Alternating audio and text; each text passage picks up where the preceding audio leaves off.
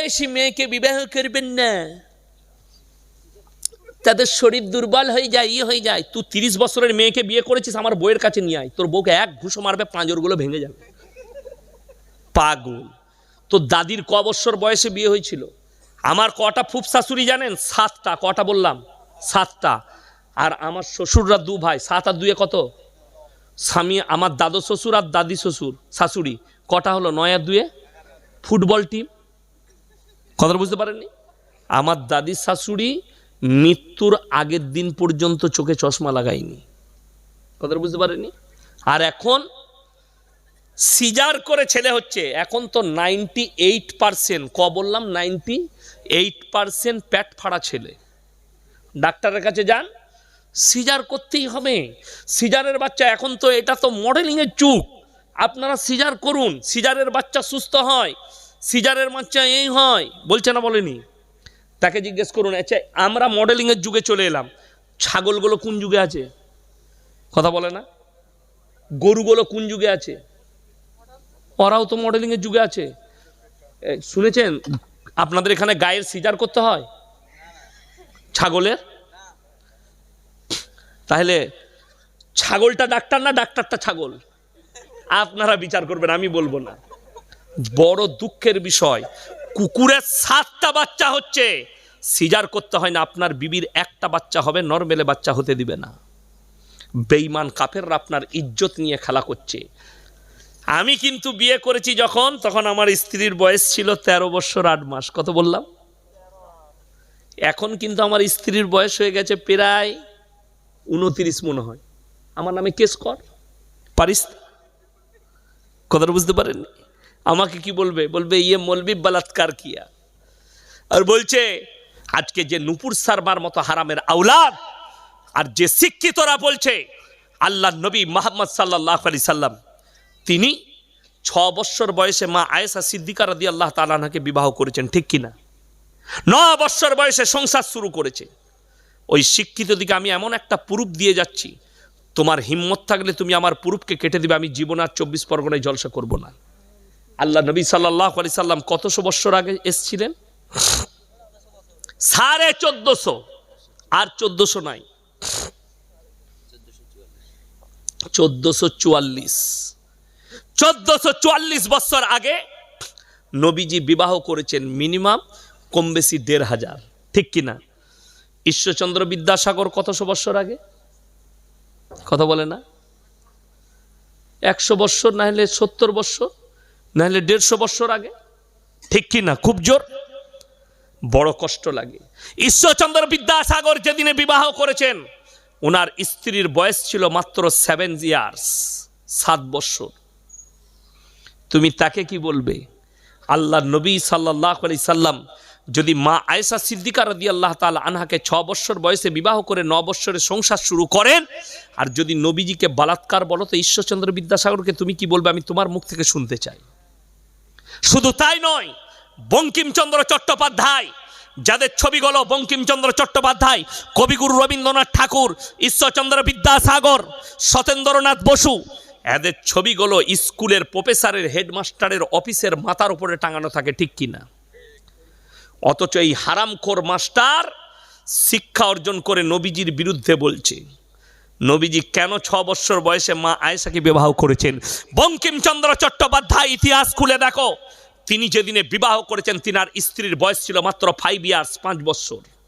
কত বললাম? 5 বছর। তুমি তাকে কি বলবে? আমি তোমাদের কাছ থেকে জানতে চাই, হে শিক্ষিত সমাজ। শুধু তাই নয়, সত্যেন্দ্রনাথ বসু যেদিনে বিবাহ করেছেন, স্ত্রীর বয়স ছিল 6 বছর। কবিগুরু রবীন্দ্রনাথ ঠাকুর যেদিনে বিবাহ করেছেন, স্ত্রীর বয়স ছিল 11 বছর। এই মূর্খর জানা নেই আগেকার যুগে অল্প বয়সে মহিলাদের বিবাহ হতো, ঠিক কিনা?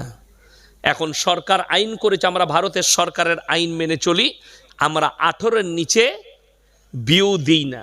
একটা ছেলের মা হবে, পার্কে গিয়ে 3 বার জিনা করবে, তারপর আমরা বউ করি। রাগ করেন আর যাই করেন, আমার কথা ইঞ্জেকশনের মতো লাগবে। এরপর তার মধ্যে পবিত্র নয় আছে, যারা পবিত্র করে রাখতে পেরেছে নিজের বিবিকে, নিজের স্ত্রীকে। আপনারা দেখতে পাননি মোবাইলের টিভি চ্যানেলগুলো খুলে এবিপি আনন্দর মতো এক হারামের আওলাদ এই টিভি চ্যানেল মুর্শিদাবাদের একটা মাদ্রাসার জন্য বলেছে এখানে জঙ্গি ট্রেনিং দেওয়া হয়, তারা সম্প্রচার করেছে। আমি বলবো সুমনকে, তোমাকে দাওয়াত দিচ্ছি, তোমার যদি বাপের হিম্মত থাকে আমার সঙ্গে একবার বসে দেখো। যদি হিম্মত থাকে, তোমাদের মতো কুত্তা মিডিয়াকে আমি 1000-এর বেশি ইনভাইট করেছি, 1000 বারের বেশি ইনভাইট করেছি। এদের বাপের হিম্মত নাই আমাদের মতো হক্কানি আলেমকে নিয়ে বসি। কেন? এদের জবান দিয়ে রক্ত বার করে দেবো, কোরআন হাদিস দিয়ে ঢেকে দেবো। শুনেলেন, যাদের মনে হচ্ছে শিক্ষিত ব্যক্তি যে মাদ্রাসায় কি সত্যিকারই জঙ্গি ট্রেনিং দেওয়া হয়? আমি যদি এটিএম চুরি করতে যাই, কি দিয়ে করতে হবে? আমি কুড়ুল আর গাঁইতি আর হাতুড়ি খুঁজে বেড়াবো, ঠিক কি না? আর একটা ইঞ্জিনিয়ার, কম্পিউটার ইঞ্জিনিয়ার, সে কি খুঁজবে? সুইচ, টাক টাক টাক টাক টাক টাক, মাল খুলে গেল, টাকা নিয়ে পালা। ইঞ্জিনিয়ার কোথায় হয়? মাদ্রাসায় হয় তো, কথা বলে না? কোথায় হয়? কলেজে। আজকে দুঃখ লাগে, তাহলে জঙ্গি কারা তৈরি করছে? কলেজ। সয়ন হালদার পরে মুর্শিদাবাদে বেলডাঙ্গায় ধরা পড়েছে, আল্লাহর নামে গালি দেয়া বোর্ডটা যে লিখেছে সে হচ্ছে কল্যাণী বিশ্ববিদ্যালয়ের ছাত্র সয়ন হালদার। ওই জঙ্গিটার নাম সয়ন হালদার। আমি এবিপি নিউজকে জানতে চাই, সুমনকে বলছি, এই সয়ন হালদার কোন মাদ্রাসায় পড়েছে এটা একবার তুমি সম্প্রচার করে দেখাও, তোমার বাপের হিম্মত থাকলে। সয়ন হালদার কল্যাণী বিশ্ববিদ্যালয়ের ছাত্র, তাহলে জেনে রেখে দিবেন কল্যাণী বিশ্ববিদ্যালয়টা ডজার দিয়ে ভাঙা দরকার। ওখানে জঙ্গি তৈরি হচ্ছে, জঙ্গির আতুর ঘর ওটা। শুধু তাই নয়, 1 সপ্তাহ আগে মুর্শিদাবাদের সুতি থানায় রেল স্টেশনের ওপরে বোম রাখতে গিয়ে 2 দাসদের ছেলে ধরা পড়েছে, যদিও তাদের নামটা আমার মনে পড়ছে না। আজকে বড় কষ্ট লাগে, দুঃখ লাগে, একটা মিডিয়া ওই খবর দেখায়নি।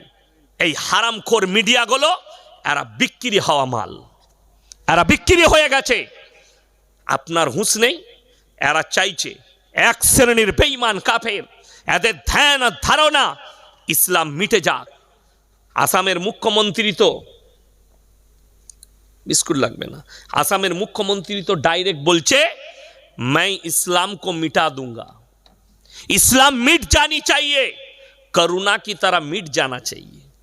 मैं कह रहा हूं यार, आप तो सीएम हैं, आपको सोच समझ कर बात कहनी चाहिए। अगर तुम्हारा दम है तो मैं कह रहा हूं, तुम तो बड़ी दूर की बात, तुम्हारे नाजायज बाप 200 साल तक राज किया हिंदुस्तान में अंग्रेजों ने, हमारा एक चूल भी बाका नहीं कर पाया, एक बाल भी बाका नहीं कर पाया, तुम तो बड़ी दूर की बात है। फिरौन आया था तुमसे पहले, मूसा को मिटाने खुद मिट गए, नमरूद आया था इब्राहिम को जलाने खुद खत्म हो गए, और तुम चाहते हो कोई इस्लाम को मिटा देंगे? যারা এখানে বসে আছেন, যাদের ইমানটা একটু কমজোর, যাদের মনে হচ্ছে ইসলাম পৃথিবী থেকে মিটে যাবে, মনে হয় ভারতের কি হয় মুসলমানদের, এতগুলো মসজিদের নিচে খালি মন্দির বেরোচ্ছে, দেখতে পাননি? মসজিদের নিচে কি বের হচ্ছে? খালি মন্দির। বলছে এই মসজিদের নিচে মন্দির। আমি চ্যালেঞ্জ ছুড়ে বললাম, আমাকে যদি 3 দিনের জন্য প্রধানমন্ত্রী করেন, ভারতের যতগুলো মুখ্যমন্ত্রী আর এমএলএ এমপি আছে সবারই ঘরের তলায় একটা করে মসজিদ বার করে দেখিয়ে দেব। প্রশাসন আমার, অফিসার আমার, সব কিছু আমার, আমি যা বলবো তাই। কথাটা বুঝতে পারেননি? রাজত্ব যদি আমার হয়, কেউ কথা বলতে পারবে? বাংলাদেশের লোক কি পৃথিবীর লোক কেউ জানতো বাংলাদেশে আয়না ঘর আছে? জানতো? কেউ জানতো না। তিনি পতন হওয়ার পরে জানতে পারলো যে আয়না ঘরে কতগুলো মানুষকে সে মার্ডার করেছে। আমি যখন সরকারে বসবো, আমার ব্যাপারে আপনি কিছুই জানতে পারবেন না, শক্তি আমার হাতে, আমি আমার ইচ্ছা মতো কাজ করব। আমি যাকে তাকে জঙ্গি বানাতে পারবো। এই ভারতের ইলেকট্রিক মিডিয়া, তার মধ্যে নাম্বার 1 রিপাবলিক টিভি, একটা কুকুর রঞ্জন না ময়ূর রঞ্জন আছে, ডবল ব্যাটারি, কি নাম ওর? ময়ূর রঞ্জন নাকি? হ্যাঁ, ওর নাম রেখেছি আমি কুকুর রঞ্জন। বড় কষ্ট লাগে, এই হারামখোর বাংলাদেশ আর ভারত নিয়ে মিথ্যাচার করছে, এমন মিথ্যাচার। আর আপনাদের পশ্চিমবাংলার মেদিনীপুরের একটা নেতা আছে, সে বলছে 1000 রিস্কা নিয়ে বেরিয়ে গেছে বাংলাদেশে, ঢাকা থেকে ভারত দখল করবে কলকাতাটা। তুই গাঁজা খেয়ে কথা বলছিস? আচ্ছা, রিস্কা নিয়ে কোনো দেশ দখল করা যায়? আজীব কথা। এবার আমি যদি বলি আমরা পশ্চিমবাংলা থেকে 1 কোটি সাইকেল নিয়ে বেরিয়ে গেছি ঢাকাটা দখল করব, আমাকে পাগল বলবে না? বলবে না লোকে? সাইকেল নিয়ে গিয়ে কখনো দখল করা যায়? বর্ডারে মিলিটারি আছে, বর্ডারে বিএসএফ আছে, রিস্কা নিয়ে ঢুকবে কোন দিকে? এক আস্ত পাগল। আর বাংলাদেশের সরকার বলেনি, 2-4টা খেপা পাগল রাস্তায় বলছে আমরা 4 ঘন্টার ভেতরে কলকাতাকে দখল করব। সে তো মাতাল, সে একটা বাজে লোক। যে বলছে সে একটা ফালতু লোক। তার মধ্যে আর রানু মণ্ডলের মধ্যে কোনো পার্থক্য নাই, আছে? একই রকম জিনিস, কখন কি বলে কখন কি খায় নিজেই জানে না। আর আমাদের দেশে ওই মেদিনীপুরের নেতাটাও রানু মণ্ডলের ভাই, তবেই তো এই ধরনের কথা বলছে। দিয়ে মুসলমানের বিরুদ্ধে একটা চক্রান্ত তৈরি হচ্ছে, যে মুসলমানকে মিটানোর একটা সাজিশ, জঙ্গি বানানোর সাজিশ। তা না হলে আমি চ্যালেঞ্জ ছুড়ে বলে গেলাম, কলকাতা আপনার কাছে, এখান থেকে মনে হয় 50 কিলোমিটার হবে নাকি, 60 কিলোমিটার। কলকাতার ভেতরে যাদবপুর বিশ্ববিদ্যালয়, নাম শুনেছেন না শুনেননি? শুনেছেন। আমি বলিনি বাবা, নিউজ 18 বাংলা সম্প্রচার করছে এবিপি আনন্দ। যেদিনে আর ওই ছেলেটা মারা গেছে, যাদবপুরের হোস্টেলে যে ছেলেটা মার্ডার হলো, আত্মহত্যা করলো, র্যাগিং করার পরে আমি চ্যালেঞ্জ দিলাম, গোটা 24 পরগনায় যতগুলো মাদ্রাসা আছে, শুধু আহলে হাদিস মাদ্রাসা নয়, শুধু দেওবন্দি মাদ্রাসা নয়, শুধু ফুরফুরার নয়, যতগুলো মাদ্রাসা আছে, একটা মাদ্রাসায় দেখিয়ে দাও কোনো ছাত্রকে কোনো ছাত্র র্যাগিং করেছে। আপনাদের কাছে দলিল আছে? আমি আর জীবনে 24 পরগনায় জলসা করবো না, একটা যদি দেখাতে পারেন। আপনাদের এলাকায় মাদ্রাসা আছে না? নাই। একটা মাদ্রাসার বাথরুম থেকে মদের বোতল তো অনেক দূরের কথা, একটা সিগারেটের প্যাকেট দেখাতে পারলে আমি আর 24 পরগনায় জলসা করব না। বড় কষ্টের বিষয়। যাদবপুর বিশ্ববিদ্যালয়ে মিডিয়ারা বলছে তার বাথরুম থেকে সেক্সের ট্যাবলেট পাওয়া গেছে, নিরোদের প্যাকেট পাওয়া গেছে, মদের বোতল পাওয়া গেছে। আমি বলিনি, এখনো ইউটিউব আর ফেসবুকে বাসছে। যাদবপুর বিশ্ববিদ্যালয়ের পাশে যে পাড়াটা আছে, সেই পাড়ার হিন্দু মা বোনরা বলছে ওই হোস্টেলের কামরা থেকে, ছাদ থেকে ওই ছাত্ররা টন কাটত। যদি আমাদের কোনো মেয়ের দেখাশোনা হতো তো তারা ছাদ থেকে বলতো যে দিদি আমরা থাকতে আবার অন্য ছেলে দেখছো কেন? এই ধরনের নোংরা ভাষা প্রয়োগ করত, মদের বোতল ছুঁত, সেক্সের ট্যাবলেট ছুঁত। এটা আমরা বলিনি। আপনার মাদ্রাসায় পাশে যদি কোনো পড়োশি থাকে, আপনি জিজ্ঞেস করে দেখুন মাদ্রাসার তালবিলিমরা তাদের মেয়ের দিকে চোখ উঠিয়ে দেখেছে কিনা। বড় কষ্ট লাগে। এরপরেও বলছে এরা জঙ্গি তৈরি করে, এরপরেও বলছে মাদ্রাসায় আতঙ্কবাদী তৈরি হয়।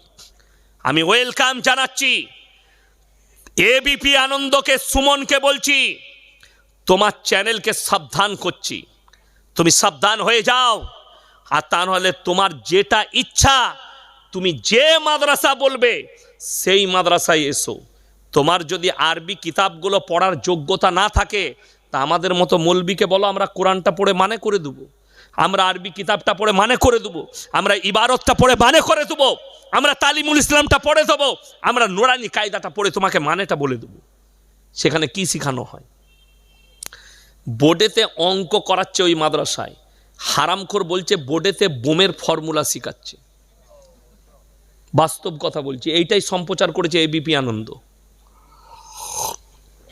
তো যেমন কিছুদিন আগে একটা মালকে আমি ঠান্ডা করেছি, আমি যদি এদের পেন্ডে পড়ি, এই আজ থেকে পড়লাম, আমি রাজ্যের বাইরে ছিলাম, এরপর আজ থেকে পড়লাম এই সুমনের পেন্ডে, আর বীজ বেগুন তেড়ে ছাড়বো আমি, কত দূর ছুটে সেটা দেখবো।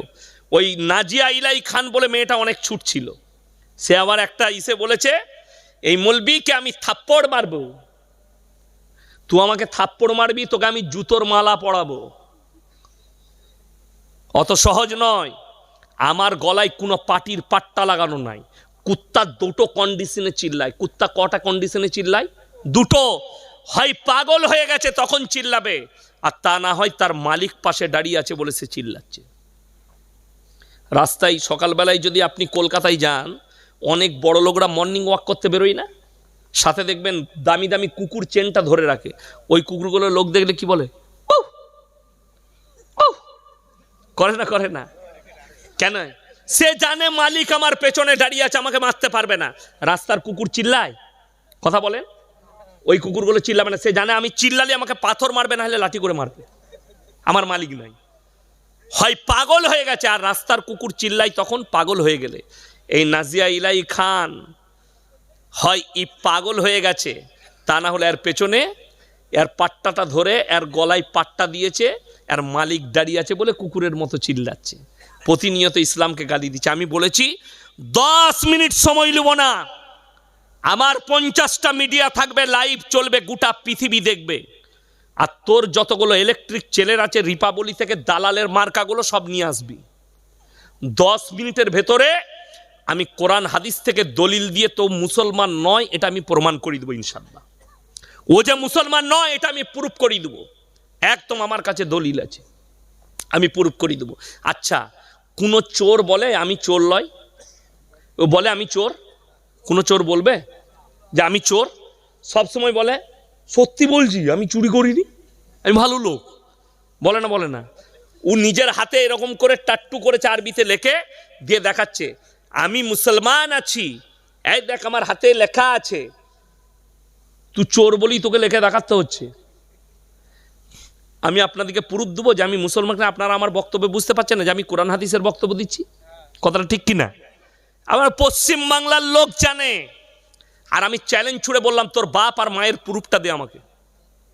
আর আমার আব্বার নাম হচ্ছে মৌলানা শওকত আলী মাজাহিরি, গোটা পশ্চিম বাংলা চিনে। আমার মা মৌলানা হাজি আব্দুল গফুরের মেয়ে। আমার মা জীবনে আত্মীয় বাড়িও যায়নি। আমার মা জীবনে খুব অসুস্থ হলে ডাক্তারখানা ছাড়া কোনো বিয়ে ঘরে যাই না। আমার মা বাড়ি থেকে জীবনে বের হয়নি। আমার মামাদের ঘর যায়নি। কবে গেছে আমার মা ভুলেই গেছে। আমার মামি যেদিনে ইন্তেকাল করেছিল, বড় মামি, সেই দিনে গিয়েছিল। আর নানি আমাদের বাড়িতে ইন্তেকাল করেছে, 40 বছর আমার বাড়িতে ছিল, আমাদের বাড়িতে। আমার মায়ের পরিচয় জানতে গেলে তুই আমার এলাকায় আয়। আর তোকে চ্যালেঞ্জ দিলাম, তুই খালি তোর মা আর বাপের পরিচয়টা দে আমাকে, খালি দেখা তোর মায়ের নাম এটা। আর আমি গ্যারেন্টি দিয়ে বললাম, হয় মা মুসলমান হবে, বাপ অমুসলিম হবে, আর না হলে বাপ মুসলিম মা অমুসলিম হবে। এই মালটা দুয়াজলা মাল, চ্যালেঞ্জ এটা। ওই জন্য প্রুফ দিতে পারছে না, মাল চুপ করে গেছে, ঠান্ডা পড়ে গেছে। আমাকে বলছে ভাইরাল হবার জন্য আমার নাম লিখছে, তোকে জুতো মারার জন্য তোর নাম নিয়েছি। আমি ভাইরাল হবার আমার দরকার নাই, আমাকে বাংলাদেশের লোক চিনে। আমি উর্দুতে বক্তব্য দিই, বিহারে বক্তব্য দিই, আমি গোটা ভারতবর্ষে বক্তব্যে যাই, দিল্লি, বোম্বাই, গুজরাট, হায়দ্রাবাদ, চেন্নাই, সব জায়গায় প্রোগ্রাম করি, সব রাজ্যে প্রোগ্রাম করি আল্লাহর কৃপায়। তো আমার সঙ্গে যদি উর্দুতে কথা বলিস অসুবিধা নাই, কতক্ষণ বলবি বল। আমি গুজরাটে যাই প্রোগ্রাম করতে, গুজরাটে পড়াশোনাও করেছি, অসুবিধা নাই। কিন্তু দুঃখের বিষয় হচ্ছে এ মুসলমানই নয়। আজকে একটা মুসলমানের কাছে যদি 4-5টা তার পকেটে ভরা থাকে তা বলবে এই বোম তৈরি করছিল। আজকে মাদ্রাসাকে বলছে সন্ত্রাসের আতুর ঘর। আমি বলতে চাই এবিপি নিউজকে খবর সম্প্রচার করো, উড়িষ্যার স্বাস্থ্যমন্ত্রীকে 1 বছর আগে তার বডিগার্ড এসআই তাকে গুলি করে হত্যা করেছে গাড়ির মধ্যে। সেই এসআইটা, ওই জঙ্গিটা কোথায় তৈরি হয়েছে, কোন মাদ্রাসায় পড়াশোনা করে চাকরি পেয়েছিল, তোমাদের কাছে জানতে চাই। বিশ্বাস করুন, আমরা মাদ্রাসায় তারবিয়ত দিই, কোরআন যে শিক্ষাটা দেয়। আমি প্রথমে আয়াত শুনিয়েছি, যারা আমার হিন্দু ভাই বায়ান শুনছেন তারাও শুনে যান। আপনাদেরকে ওয়েলকাম জানাচ্ছি মাদ্রাসায়, আপনাদেরকে ওয়েলকাম জানাচ্ছি মসজিদে। মসজিদে ইমামরা খুতবা দেয় না? আচ্ছা, কেউ বলেছে যে তোমরা ঘর থেকে মসজিদ থেকে বেরিয়ে হিন্দুদিকে কেটে দিবে? আমি প্রথমেই কোরআন শোনালাম, ওয়ালা তাসুব্বুল্লাযীনা ইয়াদউনা মিন দুনিল্লাহ ফায়াসুব্বুল্লাহ আদওয়াম বিগাইরি ইলম। তোমরা তাদের ধর্মকে, দেবদেবীকে গালি দিও না। অজ্ঞাত অবস্থায় সে তোমার আল্লাহকে গালি দিবে।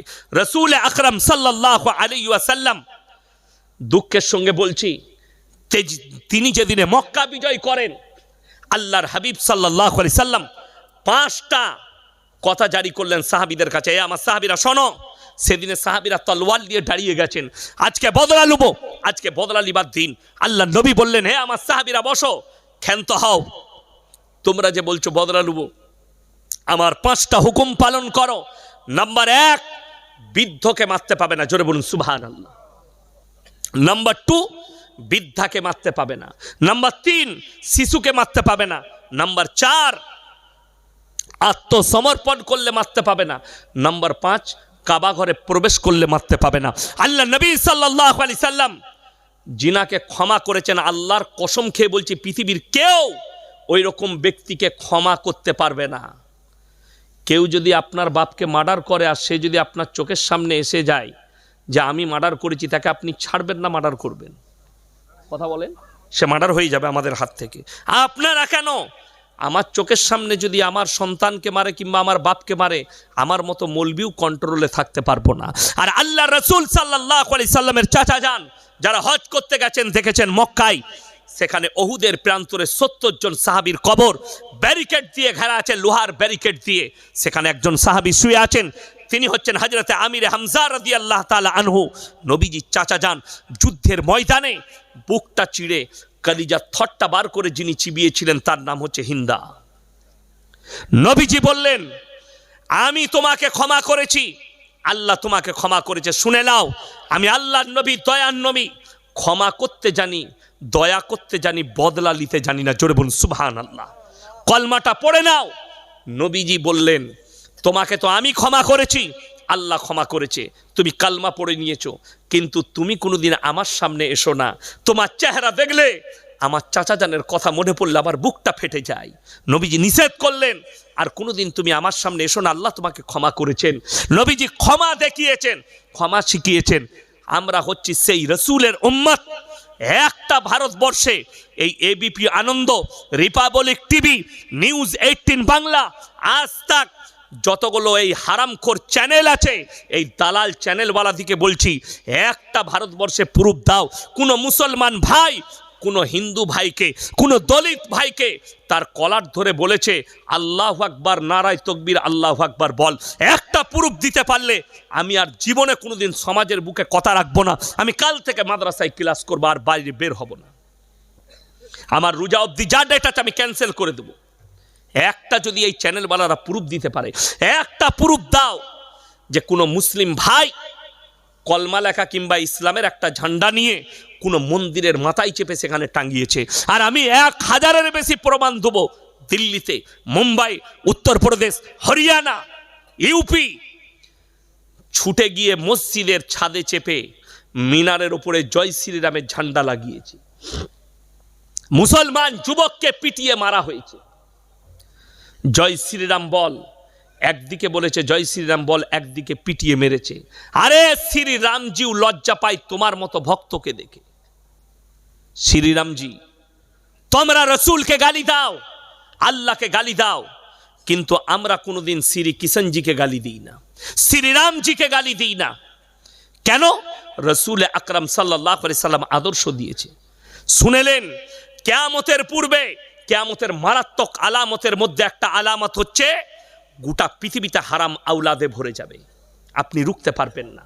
তা কি করে, প্রমোট কি করে পাবে? শুনেলেন, ঠান্ডা মাথায় আপনার আমার সন্তানকে তারা জিনায় লিপ্ত করছে, আমরা বুঝতেই পারি না। এই যে 25শে ডিসেম্বর, আমরা বলিনি, কলকাতার মিডিয়া এইবারে আর সমীক্ষা দেয়নি, সমীক্ষা দিয়েছে, আমি পেপার পড়ার সময় পাইনি। একদিনে 2023 সালে 25শে ডিসেম্বর একদিনে 22,000 কলকাতার বুকে খালি কন্ডম বিক্রি হয়েছে। এতগুলো ছেলে মেয়ে জিনা করেছে, আপনার আমার ছেলে মেয়েরা ঠান্ডা মাথায় 25শে ডিসেম্বর জিনা করা, 1 জানুয়ারি জিনা করা। তারা নাম রেখেছে ভ্যালেন্টাইন ডে, 14 ফেব্রুয়ারি নাম রেখেছে ভ্যালেন্টাইন ডে, কাজ হচ্ছে জিনা করা।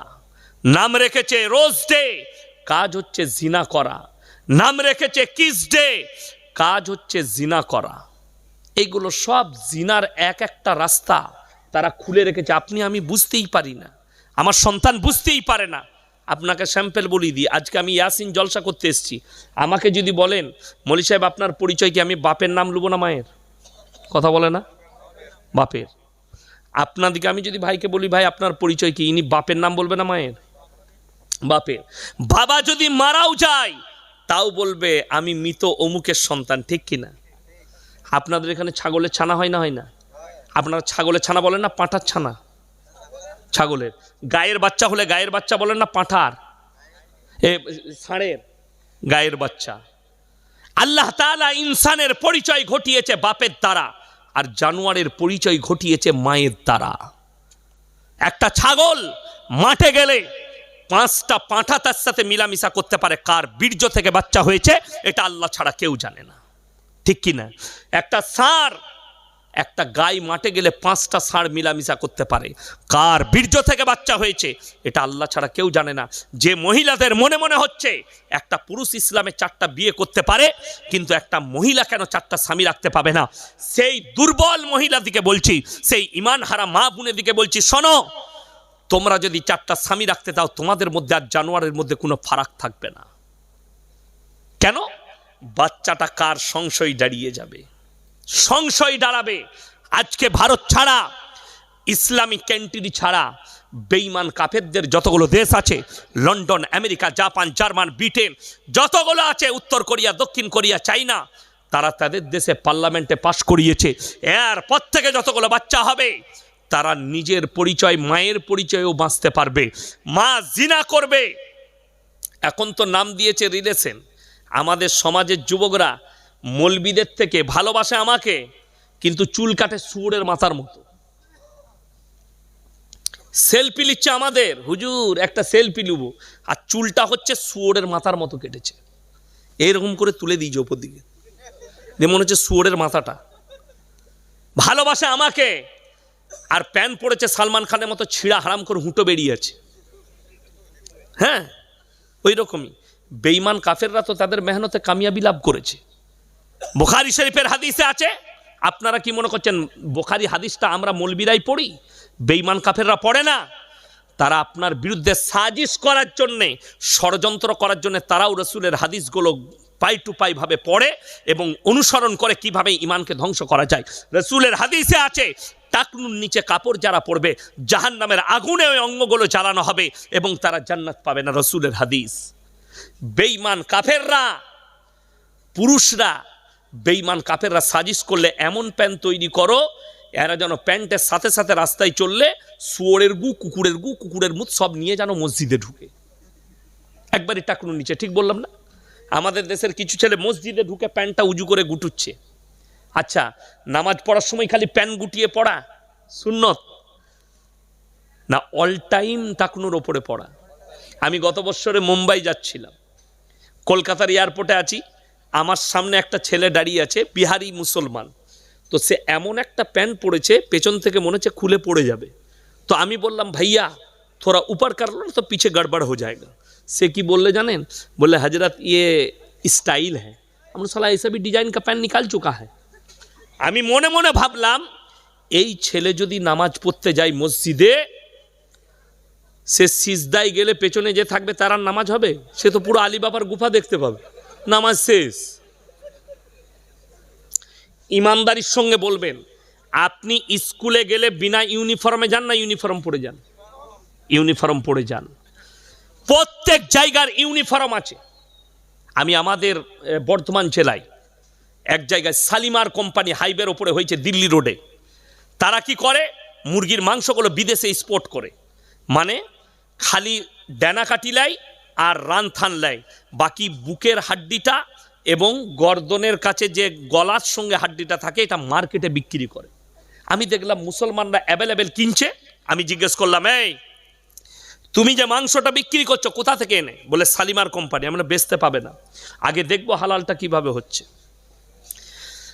আমাকে ইনভাইট করলো, আপনি আসুন দেখতে। যাব।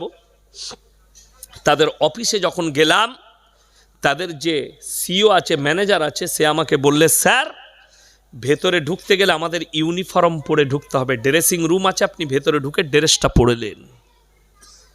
ড্রেস নাইলে ঢুকতে পাবেন না, আমাদের ইউনিফর্ম পরে ঢুকতে হবে। আপনি একটা বড় হসপিটালে কলকাতায় গেলে তাদের ইউনিফর্ম ছাড়া আপনাকে ঢুকতে দিবে না, ঠিক কিনা? আপনি টাটা মেমোরিয়ালে গেলে আপনার পোশাক নয়, বোম্বের যে ক্যান্সার টাটা মেমোরিয়াল আছে, আপনি গেটে প্রবেশ করলে যদি আপনি বলেন আমি রুগীর সাথে থাকবো, এটা আমার মা হয়, এটা আমার বাবা হয়, আপনাকে আর আপনার ড্রেস নয়, ড্রেসিং রুমে ঢুকে তাদের ড্রেসটা পরতে হবে।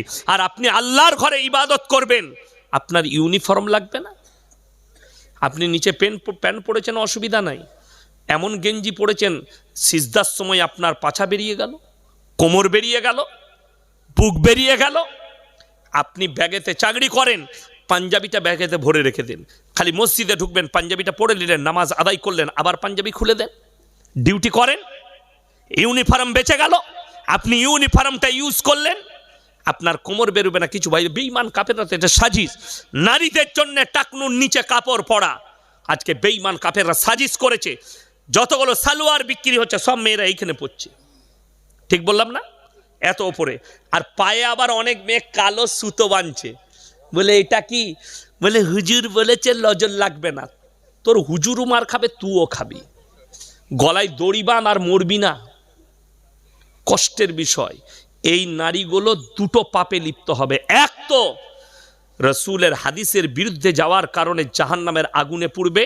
দ্বিতীয় নম্বর, ওই অঙ্গগুলো দেখার পরে যতজন জিনায় লিপ্ত হবে, যতগুলো নারী পুরুষ জিনায় লিপ্ত হবে, জিনা ওয়াসওয়াসা আসবে, সমস্ত পাপগুলোই নারীর ওপরে চাপবে।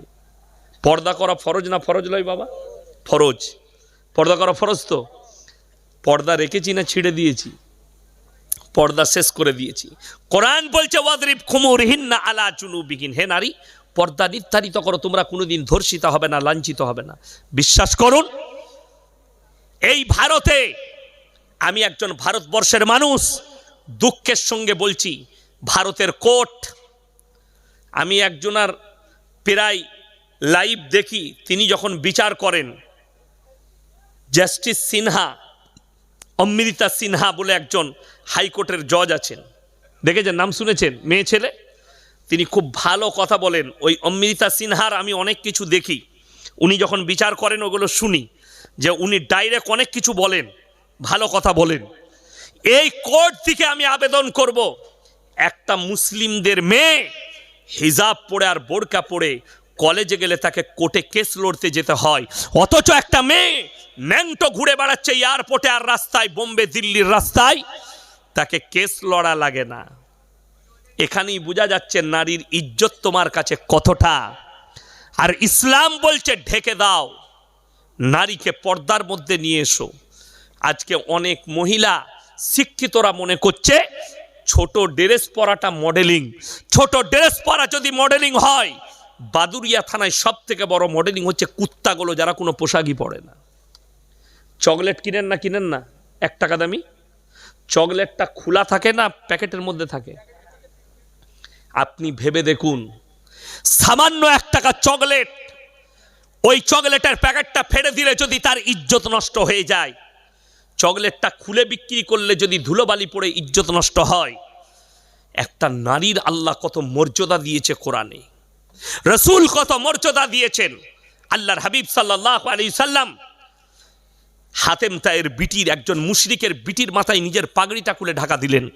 সাহাবীরা বললেন ইয়া রাসূলুল্লাহ, মুশরিকের বিটি। নবীজি বলেন, ধমক দিলেন, শোনো, আমি মেয়েদের মাথা ঢাকতে এসেছি, খুলতে আসিনি। জোরে বলুন সুবহানাল্লাহ। নবীজি মেয়েদের মাথা ঢাকতে এসেছেন, শরীর ঢাকতে এসেছেন, খুলতে আসেননি। আমার ভাই, আপনার বাদুরিয়া বাজারে কেউ যদি কলাগুলো ছিলে বিক্রি করে, মাছিগুলো কোথায় বসবে? কলাটা কেউ কিনবে? ধুলো পড়েছে। সামান্য কলা যদি ছিলে দেয়, দিয়ে বিক্রি করে, তার ইজ্জত যদি নষ্ট হয়ে যায়, আপনার বিবির, আপনার বিটির, আপনার মেয়ের আল্লাহ কতটা ইজ্জত দিয়ে, তাইলে তারা খুলে দিলে তাদের ইজ্জতটা কতটা যেতে পারে আপনি একটু অনুভব করছেন না? 1 টাকার চকলেটের ইজ্জত আপনার কাছে আছে, আপনার বিটির ইজ্জত আপনার কাছে নেই। 1 টাকা চকলেটের ইজ্জতটা বুঝলেন, আপনার স্ত্রীর ইজ্জত বুঝলেন না। আজকে মুসলমানদের একটা বিয়ের অনুষ্ঠান, নারী পুরুষ একসাথে প্যান্ডেলে বসে খায়, বেশিরভাগ নারী যে পোশাক পরে আসে শয়তানও তাদেরকে দেখে লজ্জা পায়, ঠিক কিনা? আমি আজকে 17-18 বৎসর বিবাহ খাওয়া ছেড়ে দিয়েছি, অনুষ্ঠান বাড়িতে যাওয়া ছেড়ে দিয়েছি। তার কারণ হচ্ছে এই নারীদের বেপরদাহি আর হারাম পোশাক পরা, প্যাট আর পিঠ আর বুক বার করে তারা বেপরদাভাবে শুনেলেন অলিমা খাওয়া সুন্নত, অলিমা খাওয়ানো সুন্নত। তার মানে এটা নয়। আজকে তো আমাদের দেশের লোক বুক ফুলিয়ে বলে আমি খাসির বিরিয়ানি খাওয়ালাম, টাকাটা কার? মেয়ের বাপের। তুমি তো পাঁঠা বিক্রি করে লোককে খাওয়াচ্ছ, বেটা লয় পাঁঠা বিক্রি করেছে দিয়ে খাওয়াচ্ছে। পণ্যা হারাম না হালাল? হারাম। তাহলে তুমি লোকের পয়সায় খাইয়ে বলছো অলিমা খাওয়াচ্ছি না, মেয়ের বাপের নয়। তোমার যদি ওয়াকাত থাকে, অলিমা শুনেলেন সুন্নত কেমন, 10টা লোক জড়ো হলো, আমার বেটার বিয়ে দিয়েছি কালকে, ভাই আমি 1 পিস করে রসগোল্লার একটু পানি খাওয়াচ্ছি আপনাদিকে, ওইটাই অলিমা হয়ে গেল, খাইয়ে দিলেন। শুধু তাই নয়, আপনার ওয়াকাত আছে, আপনি 10 জনকে খাওয়াবেন, 2 কিলো একটা মুরগি নিয়ে এসে আলু দিয়ে রান্না করে 10 জনকে খাইয়ে দিলেন, অলিমা হয়ে গেল। গ্রাম লাচিয়ে খাওয়াতে হবে, এটা ফরজ নয়। বুঝতে পেরেছেন না পারেননি? কথাটা বুঝতে পেরেছেন? গ্রাম লাচিয়ে খাওয়ানোটা ফরজ নয়। ওই জন্য সবাই নিয়ত করলেন আমরা দিনের ওপরে প্রতিষ্ঠিত হব, জোরে বলুন ইনশাল্লাহ। সবাই বিবিদিকে পর্দা করবো, জোরে বলুন ইনশাল্লাহ। মেয়েদিকে পর্দা করুন। শুনেলেন আমি আর ইনি ধরলেন ক্লোজ বন্ধু। আচ্ছা, ক্লোজ বন্ধুতে ইয়ার কি হয় না? হয় না? হয়। আমি যদি মজাক করে বলি, এটা আমি লাস্ট চ্যাপ্টার বলছি, যদি আপনি পর্দাটা বুঝবেন তা বুঝে যাবেন। লাস্ট চ্যাপ্টার বলছি, ইনি আমার কাছের মানুষ। আমি যদি ইয়ারকি মেরে বলি ভাই একটা কথা বলবো, বলো আপনার বইয়ের ব্লাউজের সাইজ কত, সম্পর্ক থাকবে না ছিন্ন হবে? কথা বলেন, ছিন্ন হবে। আপনার বন্ধু খালি আপনাকে মজাক করে বলেছে তোর বইয়ের ব্লাউজের সাইজ কত, আপনি সম্পর্ক ছিন্ন করলেন। আর আপনি নিজের বিবিকে বাজারে ঠেলে দিয়েছেন, দোকানে একটা পর পুরুষ বসে আছে, তার কাছে গিয়ে বলছে দাদা আমার একটা 44 সাইজের ব্লাউজ দাও, আমার একটা 34 সাইজের ব্লাউজ দাও। তখন তোকে লজ্জা লাগে না? তোর থেকে নির্বোধ আর কে হতে পারে? কথাটা বুঝতে পেরেছেন? আমাদের দেশের ছেলেরা চায়ের দোকানে হারাম করে 3 ঘন্টা আড্ডা মারে, বিবির জন্য ব্লাউজ কেনার সময় নাই, কিন্তু চায়ের দোকানে টাসের আড্ডায় 3 ঘন্টার সময় কাটায়। তার থেকে নির্বোধ কে হতে পারে? এই পুরুষটাই হচ্ছে দাইয়ুস পুরুষ, যারা বিবিকে বাজারে ঠেলে দেয় আর নিজে আড্ডা মারে।